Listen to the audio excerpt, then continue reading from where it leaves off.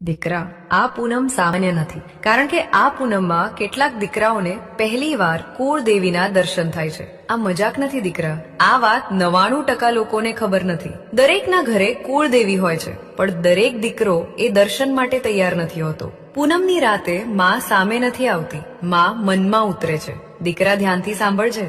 પૂનમના દિવસે ઘરમાં મન શાંત રાખજે. ઝઘડો નહીં, દેખાડો નહીં અને કોઈને ખોટું નહીં બોલજે. જો ઘરમાં ગાય હોય તો એને શ્રદ્ધાથી રોટલો આપજે. આ દાન નથી, આ ઓળખ છે. રાત્રે જ્યારે ઊંઘ આવે ત્યારે તારી કુળદેવીનું નામ 7 વાર ધીમે લઈજે. ચામુંડા હોય, મેલડી હોય, મહાકાળી હોય, જે હોય એ નામ લઈ ચૂપચાપ સૂઈ જજે દીકરા. સપનામાં માં આવે તો આશ્ચર્ય ન કરજે, અને જો સપનું ન આવે પણ દિલ હળવું થઈ જાય તો સમજજે માં તને સ્પર્શ કરીને ગઈ છે. આ ચમત્કાર નથી દીકરા, આ તો કુળદેવી અને દીકરા વચ્ચેનો સંબંધ છે.